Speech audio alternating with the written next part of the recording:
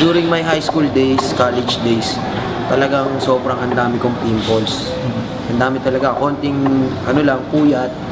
Talagang may tutubuan na talaga ang tigyawat, ma-expose ako sa araw, yan, tapos ma-stress.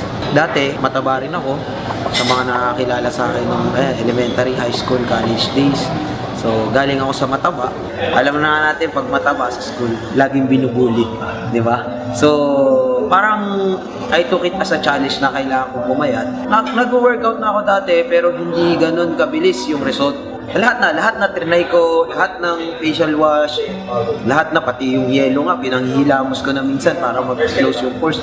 Pero walang effect, wala talagang effect. At first, I try yung Kojic. Kasi sabi nga yung Kojic, para yun sa mga oily ang skin, sa maraming pimples. So, trinay ko siya, naghilamos ako. Nakakatuwa kasi yung effect niya para talagang diamond peel. 3 days lang, makikita mo, tuyo na yung pimple, gagamin na. Tapos, nung lumabas yung new product line, which is yung Lopolan, yun, sinubukan ko. Yung pinaka-favorite ko yung facial foam. Kasi hindi siya mahapdi. So, tapos mild lang siya. And then, yung protection sa sun, meron na rin yung BB cream. Maganda sa face. Minsan nga, natuwa ako kasi hindi naman ako Koreano. Napagkakamalan ako Koreano dahil sa skin ko. Minsan napagkakamalan din akong Japanese dahil sa skin ko. So, kasi nga, di ba, sila yung mga Asian na magaganda talaga yung skin. So, yun yung pinaka-turning point ng paggamit ko ng product. Hanggang sinubukan ko na bawat isa.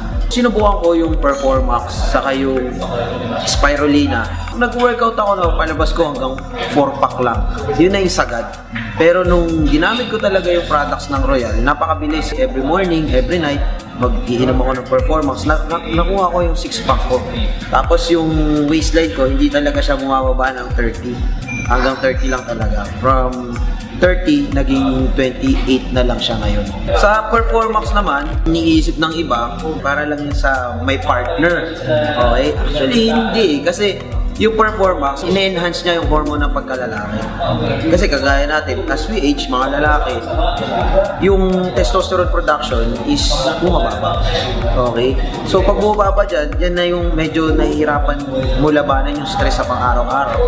So one time, isa sa mga experiences ko, kasi nga, madalas ako nag-workout, yung over-fatigue. Pag over-fatigue ka kasi, ang hirap matulog. Parang sobrang stress na stress ka. When I used to take Performax, yung tulog ko 8 hours talaga. Hindi siya putol. Tapos kapag natulog ka, may mga times ewan ko kung na-experience nyo, yung pag natulog ka, pagising mo parang pagod na pagod ka. May mga ganong time Yun yung fatigue So, natulog ka na, pagising mo parang hindi ka nakapahinga. Pero sa Performax, kahit konti lang yung tulog mo, pero nag-take ka nun, sobrang sarap ng gising mo, sobrang sarap ng pakiramdam. And syempre, yung tinatawag na muscle recovery. Sa pag nag-workout ka, kaya ka nag-workout kasi gusto mo punitin yung muscle mo para mag-repair ulit. Diba? Yung muscle recovery sa Performax, napakabilis. Kung dati, every 2 days ako nag-workout, ngayon, every other day. So, ang muscle recovery ko, isang araw lang. Kasi kinabukasan, workout ulit. So, napakabilis. Mararamdaman mo talaga yung workout mo, parang bitin ka, yung resting time mo. Pag sinasabing resting time, pag buhat mo, yung pahinga mo, 10 seconds na lang. Ang pahinga ko, 10 seconds na lang. Buhat ulit, saka sunod. So, lumalakas talaga. Lumalakas yung heart, yung endurance mo, pati yung muscle development, mas mabilis. Marirecommend ko yung Performax para sa mga active, sa mga athletes, sa mga bodybuilders, sa mga nag-workout.